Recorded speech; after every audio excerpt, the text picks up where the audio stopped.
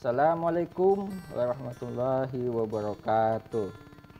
Nah, kembali lagi bersama saya Alvin Arifin dalam mata kuliah Filosofi Sains dalam pembahasan satelit antar planet, kemenangan membagi wilayah di sini. Oke, next. Nah, di sini Dr. Wernher von Braun, seorang tokoh sarjana yang mempelopori dan pencipta roket V2 dalam Perang Dunia Kedua yang lalu menyatakan bahwa lawatan ke ruang angkasa tidak saja dapat dilaksanakan, akan tetapi sudah menjadi suatu lapangan ilmu pengetahuan dan teknologi yang senantiasa meningkat terus. Nah, salah satu faktor yang menentukan terwujudnya tidaknya cita-cita ini adalah kesediaan pemerintah atau negara untuk memberikan biaya pembuatan dan peluncuran sebuah stasiun angkasa luar yang akan dipergunakan untuk melakukan perjalanan antar planet. Tentunya biaya yang harus disediakan mencapai ribuan juta dolar ya. Di zaman ini manusia modern berhasil menciptakan satelit mata-mata satu yang diorbitkan untuk mengawasi dan mengintai suatu daerah atau negara. Alat-alat portret dengan menggunakan sinar inframerah, suatu sinar yang ultra sensitif mampu menembus lapisan awan. Sistem satelit mata-mata itu telah semakin berkembang sehingga menimbulkan masalah-masalah baru karena semakin banyaknya jumlah satelit yang diorbitkan ke luar angkasa. Jadi zaman dulu pada Perang Dingin antara Amerika dan Uni Soviet itu mereka berlomba-lomba ya, berlomba-lomba menerbangkan roket ke luar angkasa itu sebagai salah satu untuk mencari suatu kebenaran ya, untuk meneliti juga.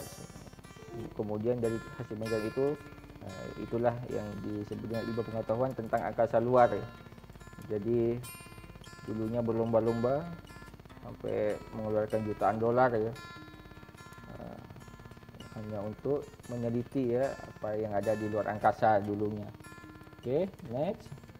Nah, kemudian ada tata surya adalah kumpulan benda langit, planet beserta benda langit lainnya ya di sini yang terdiri atas sebuah bintang yang disebut matahari dan semua objek yang terikat gravitasinya. Nah, jadi tata surya. Kemudian ada planet ya di sini, benda langit yang tidak dapat mengeluarkan panas ataupun cahaya yang bergerak mengelilingi matahari secara tetap.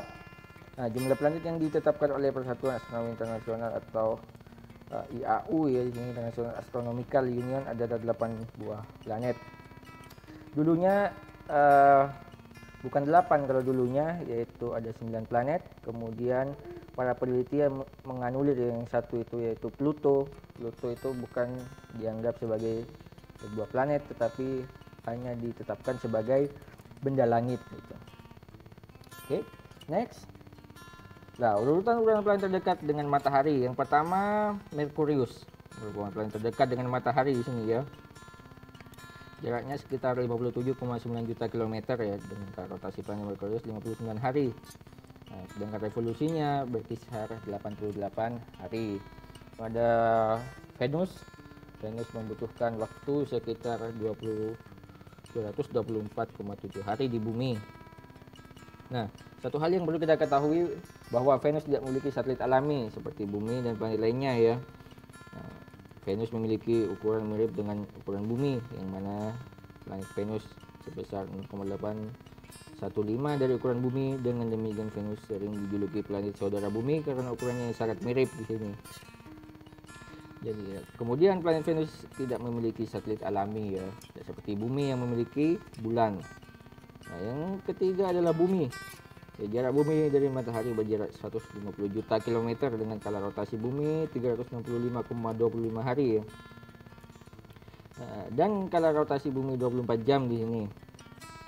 Nah, bumi memiliki satu satelit alami yang disebut dengan bulan ya. Bulan merupakan satelit paling besar dari planet kebumian dalam sistem tata surya.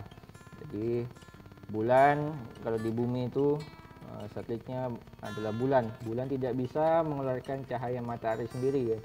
Nah, bulan mengeluarkan cahaya efek dari pantulan matahari di situ. Kemudian ada Mars. Nah, jarak Mars dengan matahari 257,1 juta kilometer dengan kala rotasi Mars selama 25,62 jam ya. Dan kala revolusinya selama 687 hari. Nah, dua kalinya bumi ya revolusinya. Nah, Mars merupakan planet terdekat keempat dari matahari. Namanya diambil dari dewa perang Romawi yaitu Mars ya. Planet ini juga dijuluki planet merah karena tampak dari jauh berwarna kemerah-merahan. Hal ini disebabkan oleh keberadaan besi oksida di permukaan planet Mars. Planet Mars memiliki dua satelit yaitu Phobos dan Deimos. Oke. Kemudian ada Jupiter ya di sini. Jarak planet Jupiter dari matahari 778 juta kilometer. Rotasi 9 jam 55 menit dan kala revolusinya 11,9 tahun ya. Nah, Jupiter merupakan raksasa gas dengan massa 1/1000 massa matahari dan 2,5 kali jumlah massa semua planet di tata surya. Planet ini ya dan raksasa gas lainnya di tata surya yaitu ada Saturnus, Uranus, dan Neptunus. Nah, kadang-kadang disebut planet Jovian atau planet luar. Menurut Romawi kuno, Jupiter adalah raja langit. Planet Jupiter memiliki 16 satelit, diantaranya Io, Europa, Ganymeda, dan Callisto, dan lain-lainnya itu ya. Kemudian ada Saturnus. Jarak Saturnus dari matahari sebesar 1426 juta kilometer ya. Dengan kala revolusi planet Saturnus selama 29,5 tahun dan kala rotasinya 10,7 jam. Nah, planet Saturnus di tata surya yang dikenal sebagai planet bercincin. Karena ada cincinnya di situ ya yang mengelilingi Saturnus. Nah, Saturnus di sini memiliki 18 satelit yang paling besar bernama Titan di situ. Oke, yang kemudian ada Uranus. Planet Uranus merupakan planet terbesar ketiga di sistem tata surya yang merupakan planet terberat keempat. Atmosfer di Uranus sama dengan di Saturnus dan Jupiter, yaitu sama-sama mengandung hidrogen dan helium ya. Kemudian ada planet Neptunus. Jarak Neptunus dari matahari sebesar 2869 km ya. 2869 juta kilometer dengan kala revolusi 165 tahun dan rotasi selama 6 jam di sini. Neptunus merupakan planet yang terjauh ke-8 jika ditinjau dari matahari. Kemudian ada Pluto di sini. Nah, Pluto dikenal sebagai planet ya, yang termasuk dalam anggota sistem tata surya. Orbit yang aneh Pluto telah menyebabkan penyelundupan trans Neptunus yang artinya ada lebih seperti sebuah komet Kuiper dibandingkan sebuah planet. Oleh sebab itu Pluto